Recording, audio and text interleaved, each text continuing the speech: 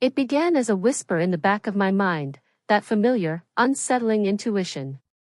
It always starts that way, doesn't it? Not with fireworks, but with a shift so subtle you could miss it if you weren't paying attention. A slight change in how she spoke. A gentleness in her tone when she'd casually say, "I'm meeting a friend for lunch." The kind of softness that only stands out if you've previously been cut by sharper edges, the edges I thought had dulled over years of shared love and unwavering loyalty. Laura and I had been married for 8 years. 8 years of early morning coffee routines, shared secrets whispered under the covers, and that quiet, unspoken rhythm that develops when two people truly know each other. I thought our foundation was solid. Sure, we had our disagreements like any couple, but I chalked it up to the wear and tear that life inevitably brings. That illusion shattered the night I glimpsed a message on her phone, left carelessly on the couch next to me. Just a few words, "I can't stop thinking about today." It was from an unknown number. When I asked her about it, she let out a forced laugh and said, "It's nothing. Just a silly group chat. You know how girls are." I nodded, pretending to believe her, but a pit had formed in my stomach. That night, lying in bed beside her, I stared at the ceiling. I felt it in my bones, something was terribly off. And in the weeks that followed, her lunch outings increased. Her explanations grew more vague, her stories more hollow. That's when I crossed a line I never imagined I would. I waited until she left her phone unattended and went through it. I wish I could say I found nothing. I wish I could say my gut had been wrong. But the messages weren't vague or flirty. They were blatant, raw, explicit exchanges between Laura and someone named Eric. Judging by their conversations, these so-called lunch dates had nothing to do with food. There was laughter, longing, intimacy, not just physical but emotional, the kind we used to share. The realization hit like a punch to the gut. My wife wasn't just cheating, she had built a new relationship on the ashes of ours. For days, I said nothing. I carried the knowledge like a stone in my chest, trying to figure out my next move. Should I confront her? Pack a bag and walk away? Plead for answers? I did none of those things. Instead, I took a route I'd never explored before. I strategized. I planned, meticulously and coldly. It began with research. A few online searches led me to discover Eric's full identity. He was a colleague of Laura's, a sales rep from a company she'd worked with on a recent project. And, like me, he was married. His wife, Christine, had 2 young children, both under the age of 5. I found her Facebook profile. Petite, brown-haired, a kind smile. My heart broke for her, but it didn't stop me. The pieces began to fall into place quickly. I hired a private investigator, a gruff man named Frank with a permanent scowl and no patience for small talk. Within a week, Frank handed me a portfolio thick with photographs. There they were, Laura and Eric, leaving a hotel, laughing in her car, walking arm in arm like giddy teenagers. In one photo, they were kissing in the front seat. This wasn't speculation, it was undeniable. Once I had the truth in my hands, I took the next step. I messaged Christine. "Hi Christine, I'm sorry to bring this to you, but I believe your husband Eric is having an affair with my wife, Laura. I've attached some photos. I thought you deserved to know." An hour passed. Then her reply came. "Thank you for telling me." The floodgates had opened, and now the damage couldn't be contained. But I wasn't done. I wanted Laura to witness the fallout.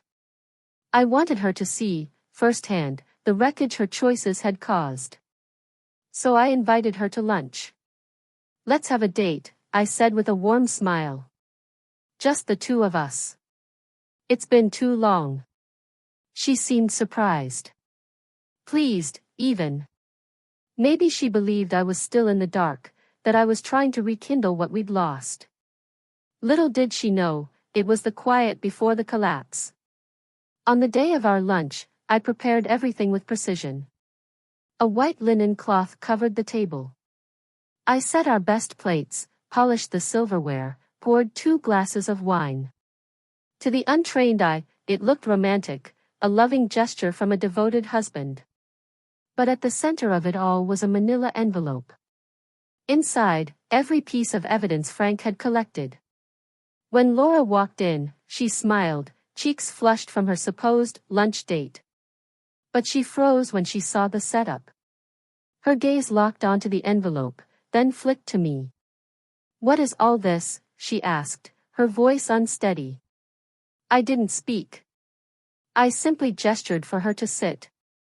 Hesitantly, she took her seat. That bright smile now dimmed into something smaller, more nervous.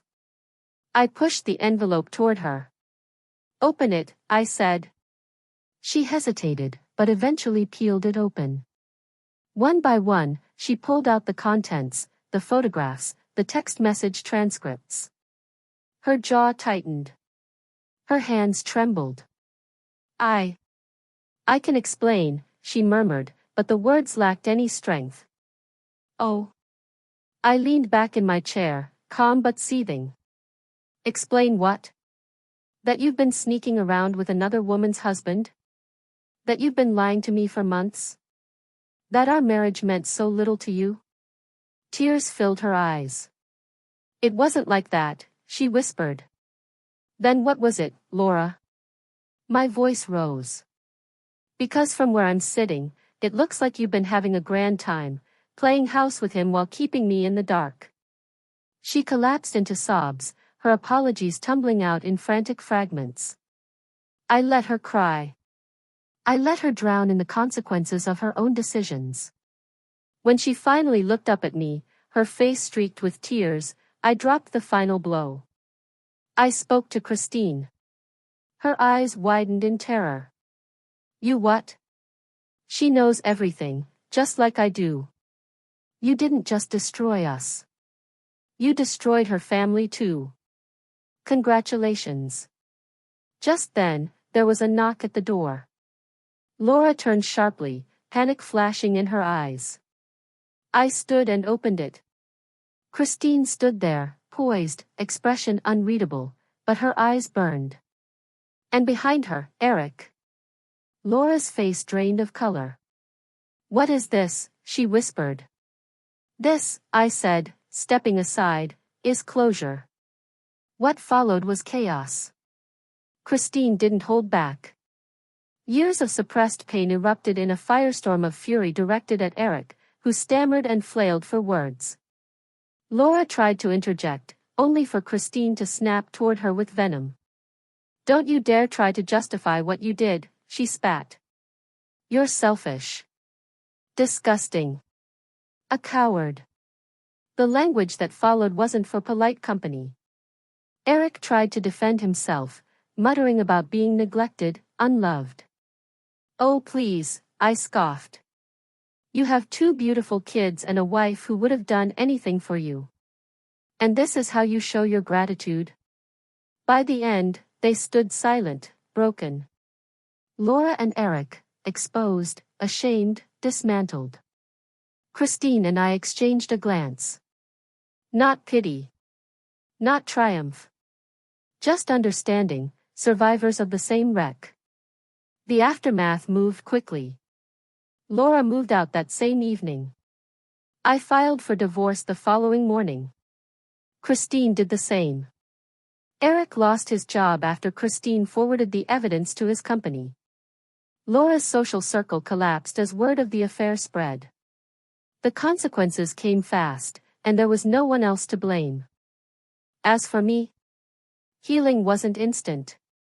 There were nights I cried, mornings where even getting out of bed felt like a mountain. But slowly, things changed. I started therapy.